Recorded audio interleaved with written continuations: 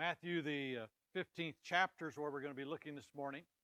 Can I just tell you where we've come? We started back in February with a simple statement from the book of Acts. The disciples were first called Christians in Antioch.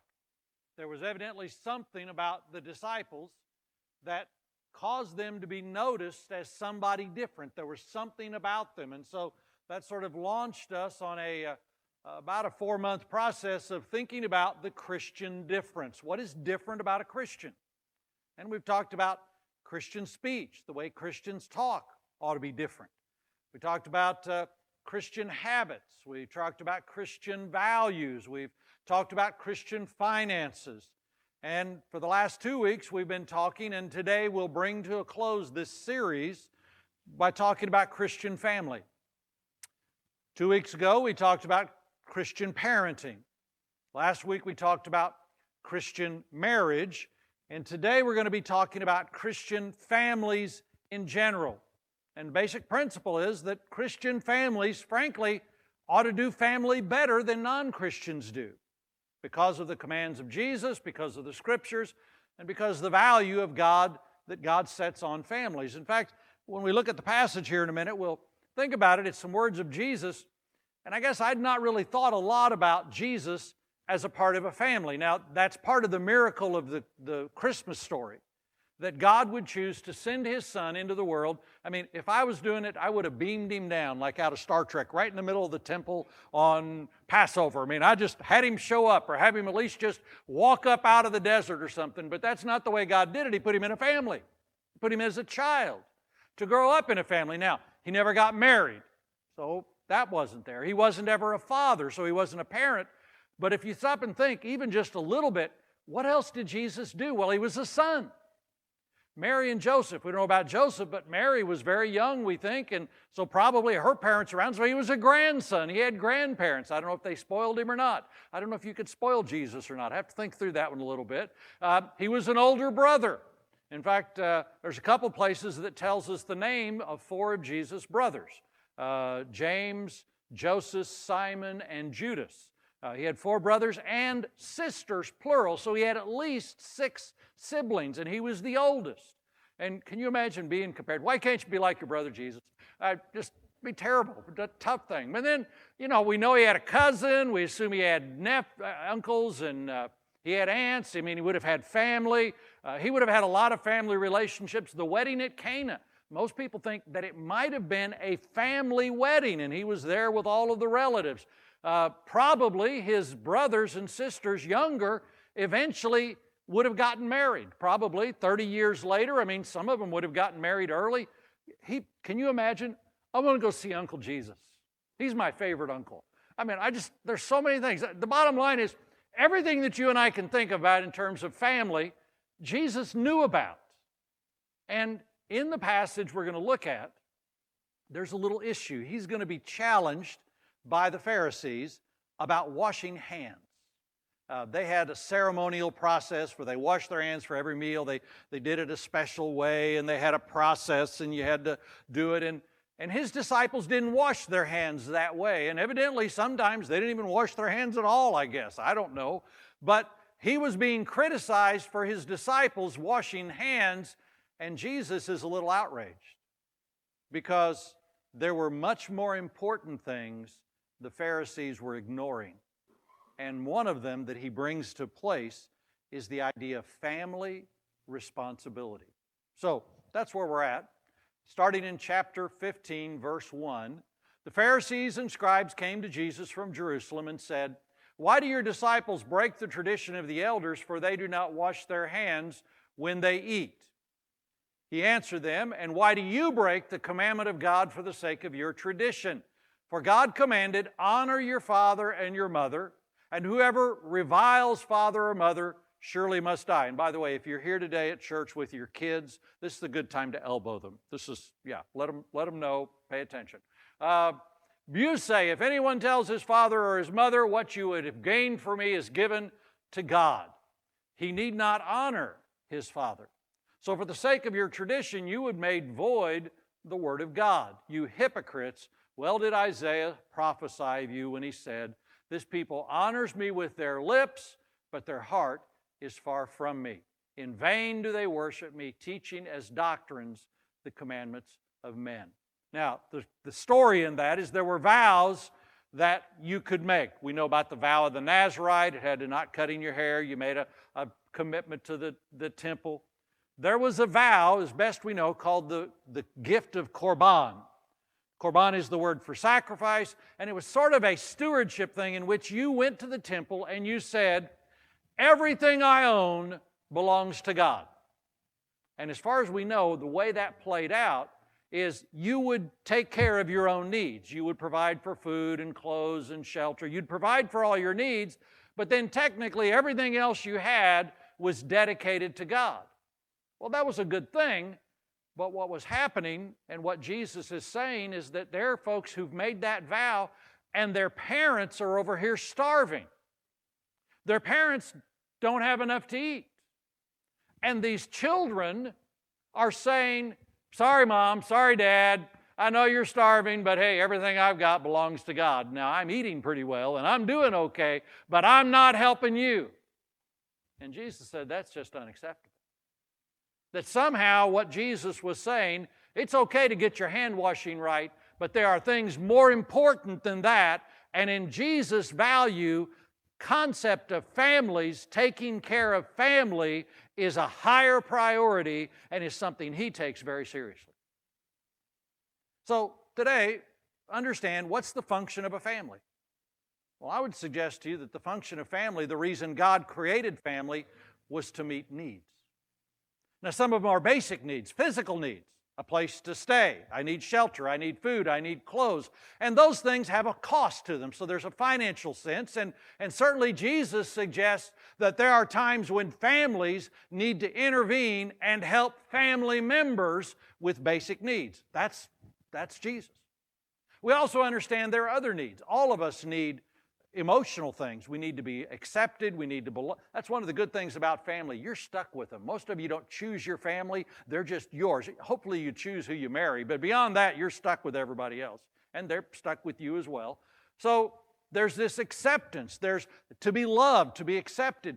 Then most of us at some point in family need to be physically taken care of. Not so much a money thing as a time thing. There's that reality that we all have needs, spiritual needs. Now, it's good to learn about Jesus at church, but you know where God really wants you to learn about Jesus? At home. That's really where it's supposed to be, first and foremost, and then what we do at the church is beyond that. So we all have needs. So let me suggest to you that God has a plan for how needs get met. Plan A, for the meeting of your needs, for the providing of food, shelter, all those things. God's plan A is you. Go out, get a job, work, and do it. That's God's plan for me. Go out, get a job, work, provide for yourself. And that's kind of God, that we are personally responsible for ourselves. That's a basic Christian principle, that we're first of all, and God's plan A is you take care of yourself. But the truth is, we know that plan A doesn't always work. There are times when, not because even of laziness or anything else, just stuff happens. Disability, physical issues, old age. There are things that happen, and no matter how much we may want to, in fact, I can tell you on any given week, I talk to individuals who desperately want to take care of themselves, but very often, because of illness and the process of aging, they can no longer take care of themselves, and so plan A doesn't work. No matter what they may want to do, they can't. So God has a plan B. Plan B is the family. That's it. There's really not another one. Plan A, take care of yourself, and if that doesn't work, then plan B is the family. The family is supposed to step up. In fact, really, if you stop and think about it, if you're young and you're healthy and you got a job and you're taking care of business, you really don't need anybody else, but then you get married. And the advantage of that is when you can't take care of yourself, you got somebody to take care of you. In fact, we had a family in our church not too long ago. I think the woman had surgery at the first of the year and really needed to be taken care of for about 3 months. And then the man had surgery in the summer and he needed about 3 months. And we were deciding whose turn it was next. I mean, they just kind of went back and forth. And that's what families do. That's what you do in marriage. You take care of each other. And sometimes you're the caretaker and sometimes you're the caregiver. And then you have kids. And frankly, when they're born, they're helpless. Some of them are helpless at 62. They're still helpless. I mean, they've been helpless all their lives, but they're helpless. They need somebody to provide for them, provide shelter, provide food, provide affection, provide love. I mean, that's the case. Then you understand that as children get to be grown and their parents get older, then it's God's plan that we honor our father and our mother by helping them and taking care of them. Now, there might be a financial component, but certainly there'll be a time component, there'll be a care component, there'll be an involved component. At some point, you got to go to the nursing home and visit. At some point, you got to help them make their arrangements, downsize, take care of their business, deal with things in life. That's God's expectation. And in this passage, Jesus just says, somebody who calls themselves a believer, who ignores their parents and providing giving, Jesus is not happy about that. That's just pretty basic. So God's plan A, take care of yourself. That's not always going to work, and sometimes you're going to need the help, sometimes you're going to need to give the help, but God's plan B is the family. And that's probably going to be not just parents and children, but it's brothers and sisters and extended family. That's just the nature of the church. That's the nature of the body of Christ. So let me say, there's plan A is yourself, plan B is your family. There is a plan C, because sometimes families don't function right. Sometimes family members are jerks. Sometimes they're selfish. Sometimes they're lazy. Sometimes they just don't step up and do what families ought to do. And God's plan C is the church, the body of Christ, the family of God. I mean, we're supposed to step up there. And there's some basic things. For instance, true religion is defined in the Bible as taking care of widows and orphans, people who don't have family. In fact, one of the great parables is the sheep and the goats, where Christians are described and defined on the day of judgment as individuals who saw people who were hungry and fed them, saw people who were naked and gave them clothes, saw people who were sick and they visited them, saw people who had needs and they met those needs. And the church needs to step up. Now, we kind of have this interesting thing. You try to do it for yourself. The very example of Jesus in terms of family was that as a family member, he stepped up. I kind of think that most people believe Joseph died early. And in that passage where we see the names of Jesus' brothers, it says, is this not Jesus who has the carpenter shop? So evidently Jesus took over the shop and he physically provided for his mother and his brothers and his sisters, that he literally took up the responsibility of his family. Then it's kind of interesting a little bit later on when he's on the cross and he speaks to his mother. You remember what he does? He says to John, John, this is your mother now. Mother, this is your son now. And John is not a part of the physical family. He's a part of the body of Christ. And now we think John the Apostle takes Mary and goes to Ephesus and he takes care of her. It's almost as if the church steps up when for some reason Jesus' brothers and sisters maybe would not or were unable to. There's just this sense that God has these three plans.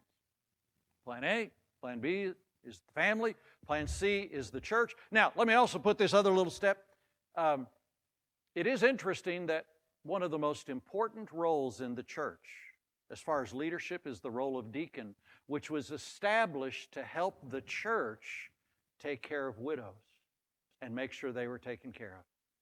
And yet, by the way, when Paul writes to Timothy and he talks about this, how the church takes care of those in need, and particularly the elderly, he makes a very specific point, and he says, it may be that there are widows, but if those widows have a children, or specifically it says, or a nephew. I don't know why they say nephew, but I got nephews and I'm sending them this sermon.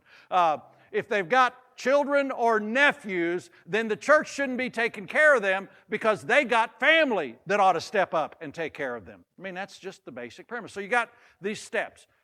Sometimes, and by the way, sometimes family is not able to because there isn't family. Almost every church has individuals who don't have children. There was a time in which if you had children, they moved in with you. Then it was maybe they didn't move in with you, but they lived in the same town as you. Today you realize that's a rare thing. That more and more we have parents who are living here whose children live other places, and they're going to have some kind of help. So there's this plan, and family is at the center of providing for needs. Now, today I want to deal with a few issues in all of this because this gets complicated. Let me tell you, family is complicated. First of all, you will notice that there is no mention of the government in Plan A, B, or C. That the meeting of needs was personal, family, body of Christ. Now, without getting too far into this, you do realize for about the first 150 years of America, there was no Social Security, there was no public aid, there was no welfare, there was nothing like that from the government. No tax monies were ever spent on anything like that for about 150 years. And all of those meeting of social needs were done by Christians in this country. Christian hospitals, Christian orphanages, Christian soup kitchens, Christian ministries, Christian housing.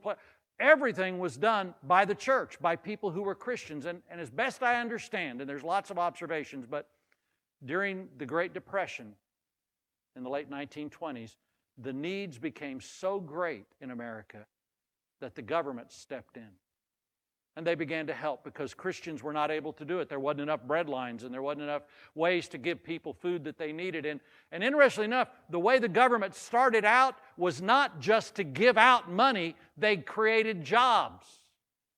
The Public Works Administration, the Civilian Conservation Corps, they made up jobs and lots of roads, lots of bridges, all built. Basically, the way they helped was to give people jobs because that's what they didn't have. Now, from that moment on, if you look at every budget in our country's history, every year we've provided more and more and more social services that the church used to provide in our nation. Now, I don't know whether the government is doing it better or not, but it's that way.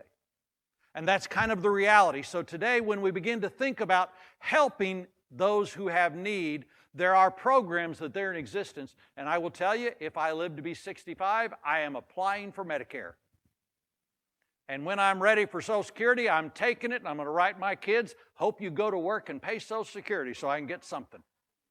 And if I ever needed it and there's another program, if I'm on disability, I need it, I'm taking it.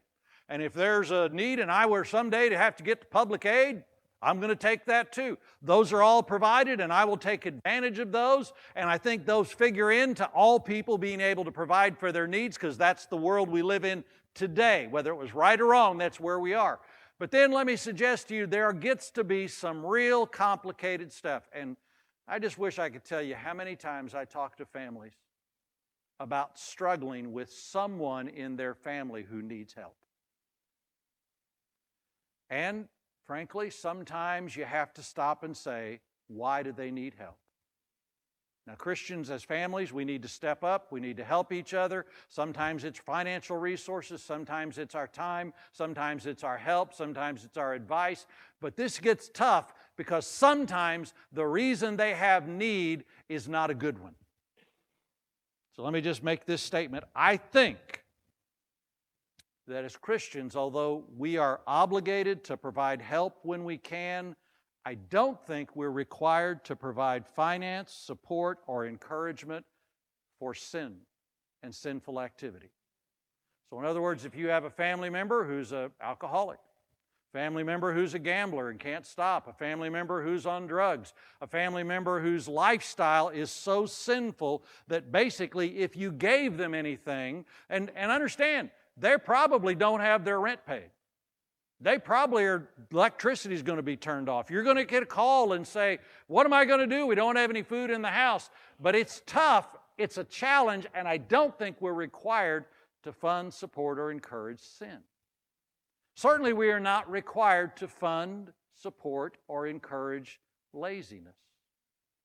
Now granted, there are circumstances when lots of people just simply can't work.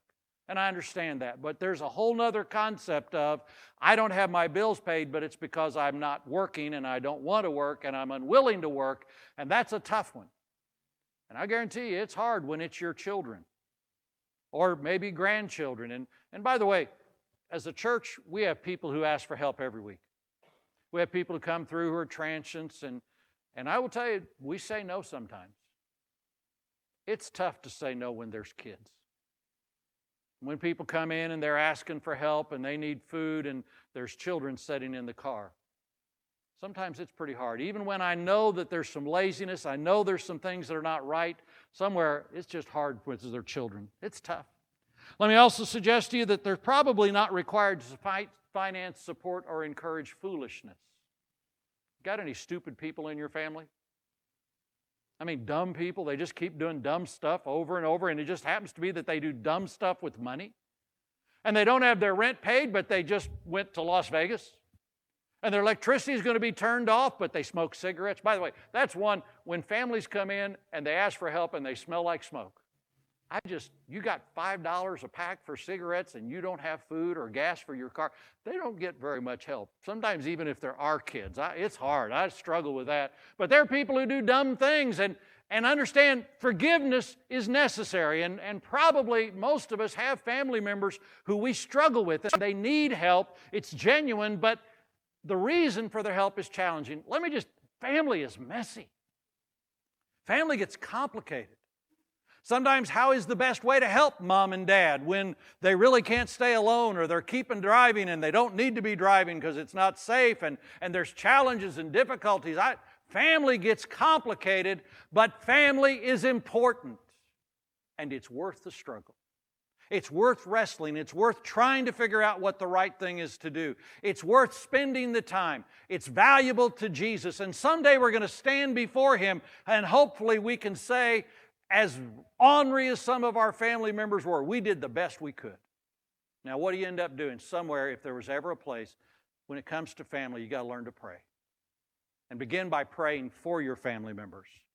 And then when there are needs, start praying about your family members. And if there was ever a place and a time where you needed the wisdom to know what's best and how to help them, it's this kind of stuff. And that's the good news that says, God says, pray, and He will give wisdom. And He'll help you to know what to do. And understand sometimes when it comes to family, there are no decisions you can feel good about. Saying no is never easy. Sometimes saying yes hurts almost as bad. But there's a sense where we really need to do it. And realize that time may be the biggest thing. I'd read this week. I'd never seen this before. The number one used noun in the English language. Now, the number one words are a, and, the, to, for. They're adverbs and prepositions, and there's like 25 of them that make up 50% of the English language. But the number one noun that occurs more in books and newspaper than any other noun is the word time. That obviously means it's important, it's valuable. So somewhere it means that time has a resource, and let me suggest to you that part of what I want to say today is that if you're going to invest your life in something, spend time with your family. Make the time to go visit. Make the phone calls. Write the notes. Even when there's dysfunction, even when there's separation, even when they don't really want to be around you, you keep the door open and you try to make family work. And if you have parents, you do your very best. And if you got kids, you do your very best. And if you got brothers and sisters and aunts and uncles, you do your very best. And you make family as best as it can be, because I think that Jesus is going to say, that's one that you ought not to mess up on. And you can have your hands washed right before every meal. And you can have perfect attendance at church. And you can give, you can do tons of the right things. But if you are ignoring your family, God is not pleased. Family's hard, but it's worth investing in. And I would tell you, sometimes it may be the greatest source of the joy and the blessing, and at the same time, some of the greatest heartaches. But family is worth the time. God has a plan for you. Take care of yourself as long as you can. If you're 118 and you can still take care of yourself, do it. But probably all of us are sometimes going to need some help. And we're going to have to accept it graciously. And all of us are needing to give help sometime as well. And I hope you can give it freely as well.